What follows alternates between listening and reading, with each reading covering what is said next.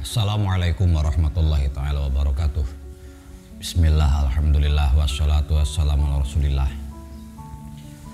Dihikayatkan, dikisahkan anna Aliyan radhiyallahu ta'ala anhu kana yadhhabu ilal jamaah li sholatil fajri musri'an.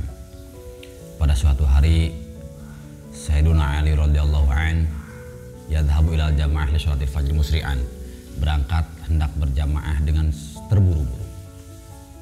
Jadi bersegera Sayyidina Ali ini mau melaksanakan berjamaah subuh ya. Falaqiya syaikhan fi thariq. Ternyata di jalan, di perjalanan Sayyidina Ali mau ke masjid ini bertemu dengan seorang kakek tua. Yamshi qudamahu ala sakinah. Kakek tua ini berjalan di depan Sayyidina Ali dengan sangat pelan. Jadi dia berjalan di jalan sama ya, jalan yang Sayyidina Ali biasa lewati untuk ke masjid. Cuma kakek ini jalannya pelan banget. Wa marra Ali radhiyallahu anhu takriman lahu. Nah, Sayyidina Ali ini enggak mau menyusul atau melewati kakek tersebut karena memuliakan orang tua tersebut, kakek tersebut. Hatta hana waqtatul isyamsi. Ini saking pelannya nih si kakek ini berjalan hingga hampir dekat atau hampir datanglah waktunya terbit matahari ya, berarti udah sampai mau akhir waktu subuh, hampir keluar waktu subuh ya. Nah, ternyata falamma dana asyaru ila babil masjid, ketika si orang tua tersebut kan di depan Sayyidina Ali, ketika orang tua tersebut dekat dengan pintu masjid, ternyata dia nggak masuk masjid. Jadi tadi dikira ini orang tua ini mau ikut ke masjid juga, soalnya arahnya arah masjid ya. Nah, ternyata ketika dekat pintu si orang tua ini, si kakek ini nggak masuk masjid. Ya ketahuan pada akhirnya ternyata si kakek tua tersebut Nasrani, seorang Nasrani. Ya anggap panjang-panjang lah. Akhirnya Sayyidina Ali pun masuk ke masjid ya untuk berjamaah sholat subuh. Fawajada Rasulullah sallallahu alaihi wasallam fi ruku'. Nah, ketika Sayyidina Ali masuk ke masjid, mendapati Rasulullah SAW sedang dalam ruku, sedang ruku. Fatawala ar-ruku miqdar ruku'aini. Jadi Nabi Muhammad SAW ketika itu memanjangkan rukunya hingga kira-kira 2 kali ya ruku. Jadi 2 kali ruku yang biasanya Rasulullah, ini 2 kali lipatnya nih. Jadi agak lama rukunya Rasulullah SAW. Hatta adrakahu Ali radhiyallahu ta'ala anhu. Hingga akhirnya Sayyidina Ali pun bisa mengikuti berjamaah bersama Rasulullah. Karena Rasulullah yang sebagai imam ya waktu itu sedang ruku. Nah, kalau dalam fikih ya, di mana kita mendapati berjamaah, kita masuk ke dalam berjamaah, kemudian imamnya sedang ruku, kita pun misalnya takbir, Allahu Akbar, lalu kita masih sempat ikut ruku dengan imam, maka rakaat tersebut dihitung ya, dihitung 1 rakaat kita. Ada 1 rakaat tuh. Kalau kita bisa ikut ruku bersama imam. Nah, Sayyidina Ali pun begitu. Ketika masuk ke masjid, Rasulullah ternyata sedang ruku. Karena ruku ternyata lama Rasulullah. Hingga akhirnya Sayyidina Ali bisa masuk, ikut berjamaah ruku bersama Rasulullah SAW.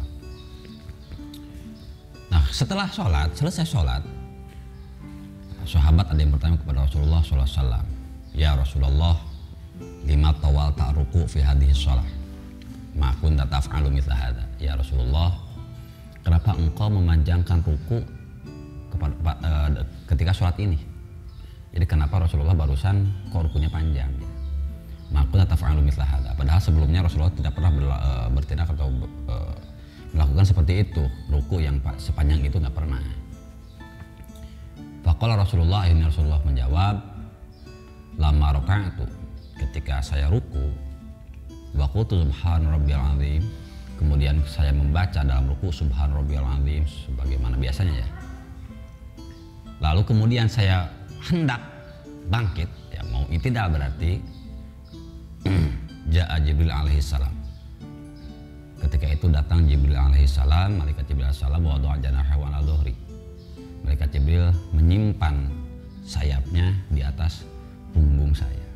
Jadi Rasulullah punggungnya ditahan oleh sayap malaikat Jibril, wa khadari tawilah, ditahan dengan waktu yang lama. Falamma rafa'a janahahu, ketika malaikat Jibrilnya mengangkat sayapnya, baru saya bisa bangkit ya, bisa intidal, baru Rasulullah bisa mengangkat kepala. Lalu sahabat bertanya kepada Rasulullah, lima fa'ala hakadha, kenapa Jibril melakukan itu? Kenapa Jibril menahan Anda dengan sayapnya hingga rukunya menjadi lama? Rasulullah menjawab, saya nggak nanya ke Jibril, masal Tuhan dalik, saya tidak bertanya kepada Jibril tentang hal itu. Lalu kemudian fahadhara Jibril alaihissalam, kemudian malaikat Jibril datang kepada Rasulullah SAW. Lalu Jibril bilang, ya Muhammad, inna aliyan kana yasta'jilul jamaah. Wahai Muhammad, itu ada Sayyidina Ali kana yasta'jilul jamaah, sedang bergegas ingin berjamaah. Ternyata Sayyidina Ali ini ketemu dengan kakek tua Nasrani padahal di jalan. Dan Sayyidina Ali nggak tahu nih si kakek ini Nasrani. Ya udah, Sayyidina Ali memujain aja karena dia ini orang tua.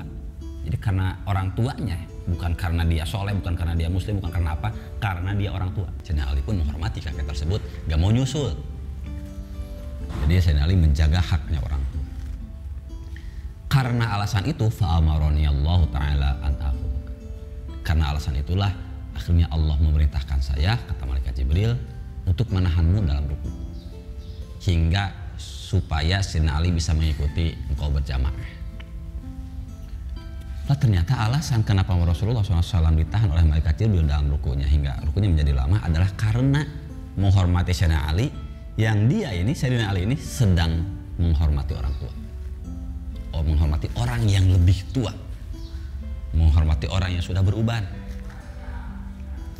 Bahkan ketika itu malaikat Jibril menambahi, ya wahadza laisa bi'anjabin. Ini nggak aneh nih. Yang lebih aneh lagi, wa'jabul anbi. Yang lebih aneh lagi, annallahu ta'ala amara Mikail. Ketika itu Allah Ta'ala pun memerintahkan malaikat Mikail alaihissalam untuk menahan matahari bijanahi dengan sayapnya, hingga matahari ini tertahan, tidak muncul, tidak terbit, padahal harusnya sudah terbit ya, dalam waktu yang cukup lama. Karena apa? Karena Sayyidina Ali ini.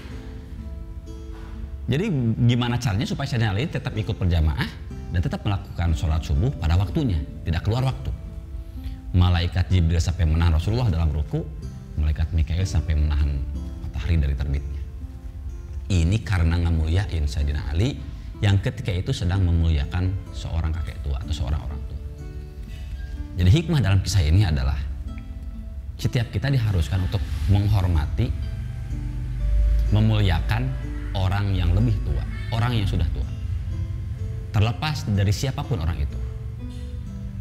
Ya mungkin kalau kita melihat misalkan orang ini adalah orang yang zalim, yang kita ingkari adalah zalimnya.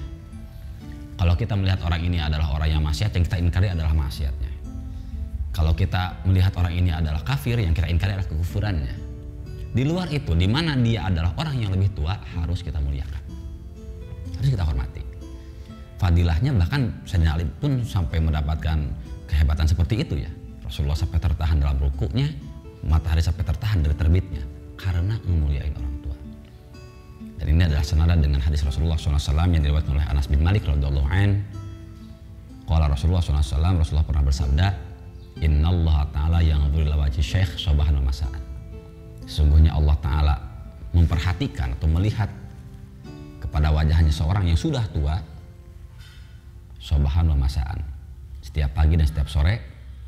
Wa yaqulu, lalu Allah berfirman atau bersabda, ya abdi qad kabura sinuka, wahai hambaku, kamu udah tua, qad kabura sinuka, umurmu atau tahunmu udah tua, waraqa jalduka, kulit-kulitmu ya sudah rapuh ya, wadaqa azmuka, tulang-tulangmu pun sama sudah rapuh, waqtaroba ajaluka, ajalmu sudah dekat, wahana qudumuka ilayya, sudah dekat waktu datangmu kepadaku, Allah. Jadi waktu bertemu Allah atau waktu meninggal udah deket kan, kalau udah tua ya, nunggu apa lagi sih? Fastahi minni, maka hendaklah kamu malu kepadaku, sabda Allah. Sebab aku pun, kata Allah, aku pun malu dari ubanmu, anu adzibaka finnari, untuk menyiksamu di dalam neraka. Jadi kalau melihat tingkahnya saat di dunia ya, kalau udah tua kan ya kita juga kalau mukulin orang tua kan malu ya, udah lemah gitu, udah renta gitu, masa mau disiksa? Kalau lihat tingkah di dunia yang udah tua. Ya, walaupun kalau di akhirat kan nanti yang masuk surga atau yang masuk neraka tentu di umur-umur yang layak ya. Ini kalau lihat di dunianya kan malu ya kalau kita mukulin atau nyiksa orang tua.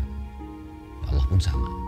Jadi intinya seharusnya seyogyanya orang yang sudah ya mendapatkan rezeki umur yang banyak ya dari Allah Ta'ala hingga dia mendapati sekarang dalam kondisi yang sudah tua 60 tahun lebih, seharusnya udah nggak ada lagi tujuan lain selain mendekatkan diri dengan Allah Ta'ala. Dan sementara kita yang masih muda, belum syekh ya, yang belum menjadi orang tua, adalah harus bagaimana caranya bisa menghargai, menghormati orang tua. Karena tuanya, cukup dengan karena tuanya. Kalau kita lihat orang yang lebih tua, apalagi orang yang sudah beruban, udah kakek, udah nenek-nenek lah, kita harus memuliakan, menghormati, terlepas apapun kelakuan dia lah. Cukup kita mengingkari kelakuannya aja, nggak diikutin lah, nggak diturutin, nggak di apa istilahnya lah, nggak dibiarin, nggak diikutin. Tapi kalau kepada orangnya haruslah kita selalu memuliakan orang yang lebih tua. Semoga kita semua bisa mengambil hikmah dari kisah ini. Wallahu a'lam.